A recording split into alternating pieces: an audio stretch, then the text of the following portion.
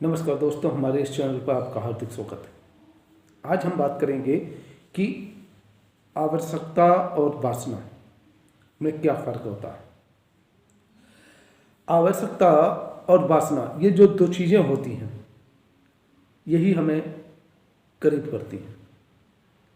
क्योंकि अगर हम इनमें फ़र्क समझ लें तो हम कभी भी गरीब नहीं हो सकते। गरीब होने का ये मतलब नहीं कि आपके पास बहुत सारा पैसा आ जाएगा, बहुत सारा धन आ जाएगा तो आप रईस हो जाएंगे। क्योंकि धन आने से जो होता है, अहंकार बढ़ता है। धन आना भी जरूरी है, लेकिन धन आने से पहले उस धन का प्रयोग करना या कुछ ज्ञान आपके अंदर होना चाहिए। कि अगर मेरे पास धन आ रहा है तो हम उसे कैसे मेंटेन कर पाएँ, और धन आने पर हम अपने जीवन को कैसे मेंटेन कर पाएँ, और किस तरह से हम अपने आप को मेंटेन कर पाएँ, तो ये जानना बहुत ज़रूरी है। तो आवश्यकता सबसे पहले होती है, ये प्रकृति का नियम होता है जो हर एक चीज़, हर एक व्यक्ति को की ज़रूरत होती है। जैसे मान लीजिए हमको अगर भूख लगी है और भूख लगने के बाद हमको भोजन की आवश्यकता होती है। ठंड अगर लगती है तो हमें कपड़ों की आवश्यकता होती है।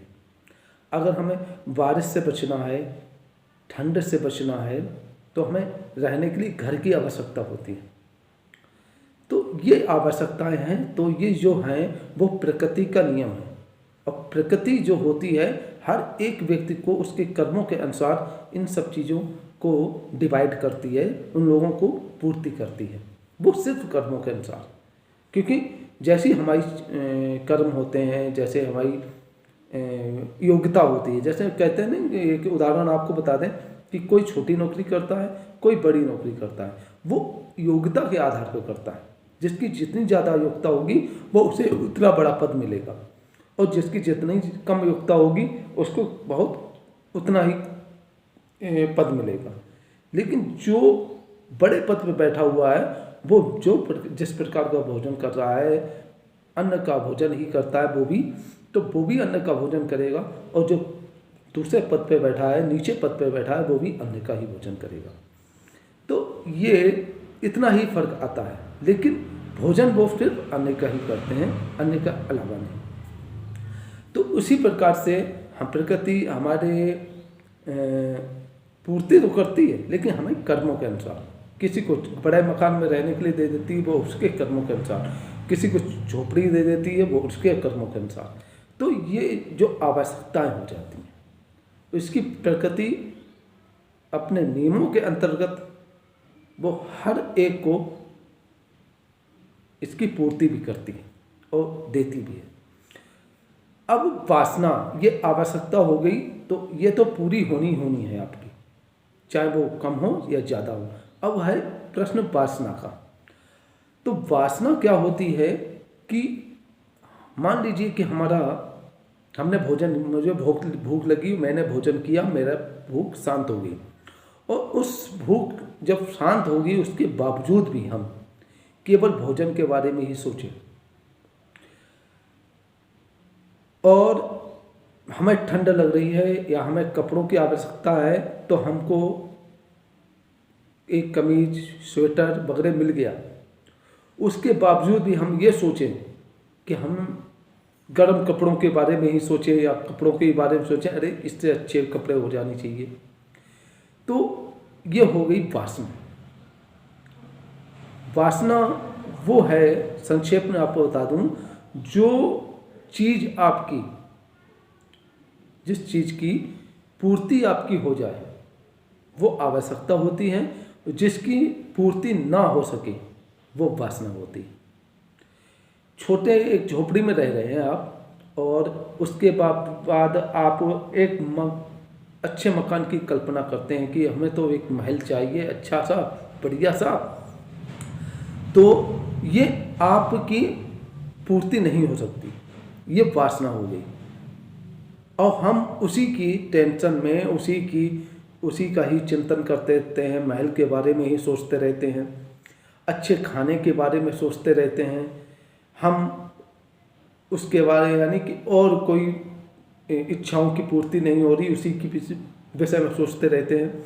तो एक्चुअली होता क्या है कि हम टेंशन में आ जाते हैं, हम चिंताग्रस्त हो जाते हैं। तो चिंताग्रस्त होने के बाद मेरा शरीर भी बेकार हो जाता है, और जो चिंताग्रस्त हो जाता है और फिर जब उसकी इच्छाएं नहीं पूरी होती हैं, हमने इच्छाएं की और वो पूरी नहीं हुई, तो उसका जो मनोबल है वो डाउन हो जाता है और वो मादक पदार्थों का सेवन करने लगता है। तो वर्तमान में वो जितना कमा रहा है, जितनी अर्निंग कर रहा है, तो वो अर्निंग आपकी मादक पदार्थों में चली जाती है, व्यय हो जाती है, और आपके पास जो था वर्तमान में वो भी उसमें भी कटौती हो जाती है, और आप बहुत ज़्यादा भी दुखी हो जाते हैं। इस तरह से धीरे धीरे गरीबी आती जाती है, इसलिए हम गरीब होते हैं। तो सबसे पहले हमें आवश्यकता और वासना में फर्क को समझना होगा, क्योंकि जो जिस चीज़ की पूर्ति हो जाए वो आवश्यकता है, और जिसकी पूर्ति ना हो पाए वो वासना है। तो हमें वासना की तरफ ना जाके हमें आवश्यकता की तरफ जाना पड़ेगा, उसी के बारे में सोचना है मुझको, वासना की तरफ नहीं सोचना है, और तो हम कभी भी गरीब हो ही नहीं सकते। हमारे जो वैदिक काल में यानी प्राचीन काल में जो भी लोग थे, अगर वो सैनिक का नौकरी कर रहे हैं या और व्यापार कर रहे हैं, कुछ कर रहे हैं, तो उनके अंदर एक संतोष था, उनके अंदर वासना नहीं थी। वो आवश्यकता थी, आवश्यकता में के ऊपर ही निर्भर रहते थे, वो वासना की तरफ नहीं जाते थे, वो ज़्यादा की चाह नहीं करते थे। जब हम ज़्यादा की चाह नहीं करेंगे तो उसी वर्तमान में मेरे भविष्य का रास्ता खुलता चला जाएगा और हमको मिलता चला जाएगा, तो हम ना चाहते हुए भी उस मंजिल पर पहुंच जाएंगे जहां हम पहुंचना चाहते हैं। तो सबसे बड़ी वजह हमारे गरीब होने की सिर्फ यही है कि हमें अपनी आवश्यकता तथा वासना में हमें फ़र्क नहीं मालूम है, और अगर हमको ये फ़र्क मालूम पड़ जाए तो हम कभी भी गरीब ना अपने आप को समझेंगे, और ना ही मेरा कॉन्फिडेंस जो मनोबल है वो ना तो वो गिरेगा, और जब मनोबल नहीं गिरेगा तो हम जो भी फिर जो काम करेंगे वो एक शक्ति के साथ में, एक ताकत के साथ में समाज के अंदर काम करेंगे, और उसमें हमें सफलता भी प्राप्त होगी। तो मेरा ये वीडियो आपको कैसा लगा कमेंट बॉक्स में ज़रूर बताइएगा, और मेरे इस वीडियो को लाइक भी कीजिएगा और चैनल को सब्सक्राइब भी कीजिएगा। नमस्कार।